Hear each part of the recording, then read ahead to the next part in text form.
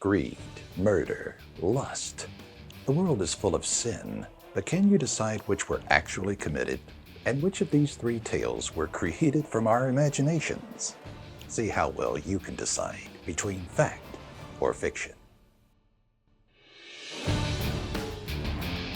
The line that divides the factual from the unreal has long since blurred. The tales we once thought fantastical, now implanted as true. To decipher verity from the imagined, you must break from the ordinary and consider a universe where the outlandish prevails. Can you expand your mind to see beyond our perceived reality? Can you decide what's fact or fiction? Josephine and Todd Goldstein thought they were going to come into money when their mother finally passed. But what they came to find was that she was far less forgiving and far more twisted than her Christian ways led them to believe.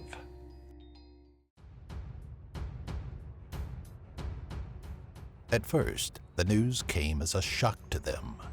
Neither wanted to believe that their mother was so vindictive, just as their father had warned. But when the lawyer read off Greta Goldstein's will, Josephine and Todd were floored. The money gets dispersed when? Josephine questioned. Her mouth left agape. Per her words, when one of those brats is left standing. Greta's lawyer slipped the last of the paperwork into a manila folder, unfazed by the deceased woman's demands. And how much was it? Todd didn't want to sound too eager, especially considering combined he and his sister were no more than 67 years old. $4.5 million, waiting patiently. The alternative of leaving the money to the dog seemed like a much better scenario, Todd thought, fearing that his sister would do anything to get that money. The Goldsteins weren't a loving family. In fact, the reading of the will was the last time the two siblings had been in the same room since Josephine left to live with her sugar daddy 15 years ago. Even after the will was read and signed, they went back to their separate hotels, purposely located on opposite sides of town. Neither sibling slept, each one considering how they could contest the will, even if it meant losing half of the money to their counterpart. $2 million was more than either had seen in their life. Tired of waiting for his sister to make the call, Todd picked up the phone and dialed the hotel, never once learning Josephine's cell phone number. It was the last phone call he'd ever make, and the last time either of the siblings would be seen alive. Josephine's hotel room was a grisly scene when housekeeping forced its way in after receiving no response long after checkout. Blood splattered the walls and sheets, and the bodies of the Goldstein children were slumped over the bed, bullet wounds riddling their bodies. A gun was found on the floor, the magazine empty. Initial reports pondered why both of the Goldstein children were dead. If there was only one gun, it seems plausible that the initial shooter would have kept their grip tight on it as their target bled out. Suggestions of a second gun started to rise, but ballistics determined the bullets lodged in the Goldsteins came from the same gun. Ruled a double homicide. Those that knew them best were left to assume it was their greed that wound up killing them, as neither child was willing to let the other profit from death. Would the Goldstein siblings resort to murder for the sum of $4.5 million? Though some of you know how money can turn people, so is it really that far-fetched? Before we reveal our secret, we have another dark tale to tell. Can a ghost be the cause of a murder? In 19th century Savannah, Georgia, Wendell Hammersmith found out the hard way that, in a roundabout way, yes, even spirits can be linked to murders. Damn you! Who and what are you? The voice boomed down the empty street, clearly audible to Sally Withers, who had just saw her brother off after a pleasant visit.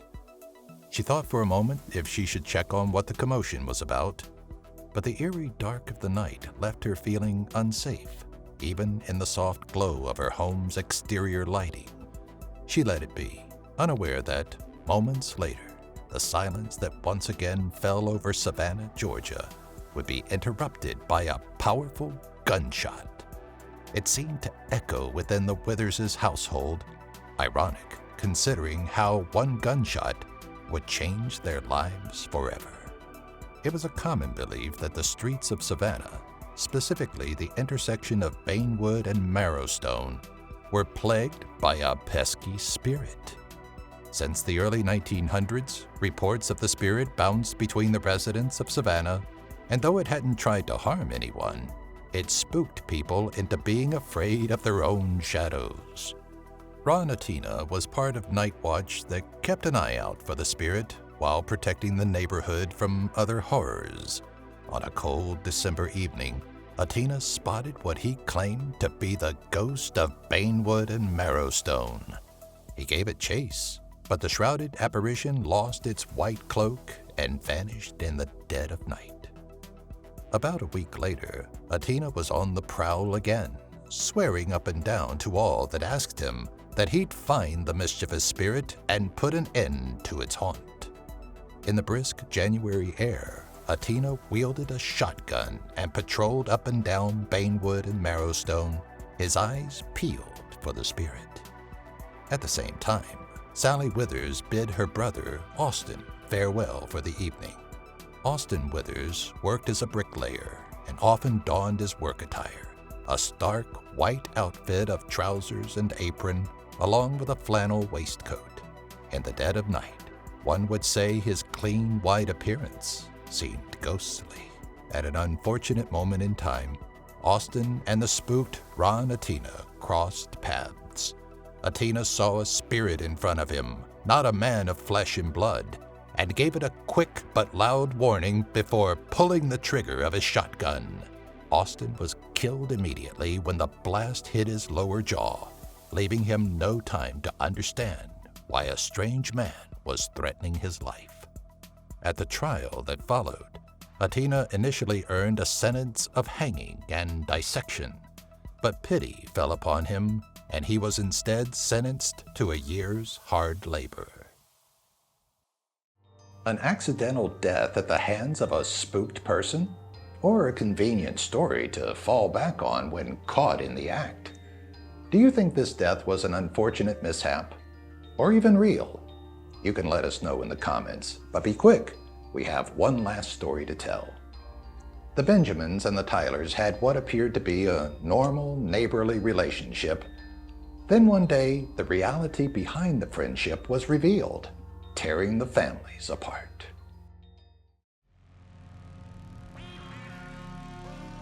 It was the kind of story you'd expect to hear on Maury or Dr. Phil, except it was real and not staged by producers and a desperate need for ratings. The Benjamins and the Tylers moved into the Port Jefferson, New York neighborhood within a week of one another. Feeling left out of the cliques that formed years before their arrival, it didn't take long for the matriarchs and patriarchs of both households to bond. For 7 years, that friendship lasted. Tammy and Harold Benjamin became like surrogate parents to 18-year-old Paul, the son of Frank and Penny, and the Tylers were the same to Benjamin's daughter, 20-year-old Zoe. Penny Tyler had been on her way to work when the check engine light came to life. Her Toyota was only a year old, but she wasn't willing to risk the 45-minute drive and getting stuck near the city. When she called Frank to see if he were available to help, his phone went to voicemail. It wasn't unusual, but it still frustrated her. When she pulled into the driveway, Frank's car was still home, but there were no lights on. Thinking nothing sinister about it, she entered the home and nearly tripped on the pile of clothing that was thrown on the floor in a bundle. The tangle of men's and women's underwear started a trail of clothing that led to the family den where Penny caught Frank and Zoe laying intertwined on the floor, oblivious to Penny's presence. Shocked by the scene, Penny let out an audible gasp that sent the two lovers scrambling. They stared at their intruder, dumbfounded and without words. An awkward 30 seconds of silence passed before Penny ordered Zoe to return home, and as much as Frank didn't want to be left alone with his enraged wife, he didn't protest. Neither did Zoe, who gathered her clothing as quickly as she could and rushed out the door. Penny laid into Frank using words that weren't typically in her dictionary, but she barely had time to get into her tirade when Zoe screamed from next door. As much as Penny wanted to ignore it and continue with Frank, she wouldn't be able to live with herself if something happened to the girl. When the two arrived next door, they found the door open and immediately spotted Zoe sobbing against a pillow in the foyer. Through her sobs, they could hear grunting and another sob from around the bend. Past the corner, they found the scene that would end the friendship forever. An enraged Harold slamming their naked son's head into the floor while an equally as nude Tammy pawed at his shoulders, trying to get him to stop. One friendship, two illicit affairs, and the life of a young man just starting his life. Three things that were abruptly ended that quiet Sunday in Port Jefferson. It's not a story you hear about every day, but there's a feeling of truth behind this scandalous tale, don't you think? With the reveal coming up next, we'll see if it's a black mark for the Port Jefferson community or another one of our elaborate stories. Are you ready to find out if you can decipher between fact or fiction? Let's look back at tonight's three stories and find out which were born from reality and which were fabrications of the imagination. What do you think about our first story, about Josephine and Todd Goldstein? Do you believe money can drive a person to murder? Well, we all know the answer to that one. And though entirely plausible, we made this entire one up.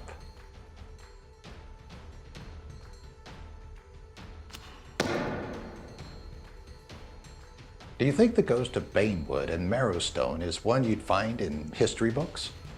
You won't, at least not in American history. Instead, you'll want to look into early 19th century London for the ghost of Hammersmith. The British region of London fell prey to a specter during the early 19th century, which led to the unintentional murder of Thomas Millwood at the hands of William Girdler.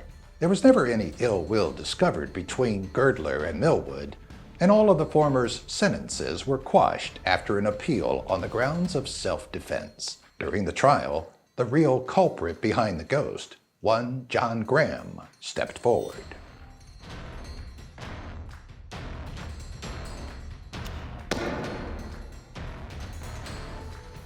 How are you leaning with the sordid love affair that divided the Benjamins and the Tylers? You may think you've heard it on Jerry Springer, but as far as we know, this tangled and disastrous scenario was nothing more than our own imaginations.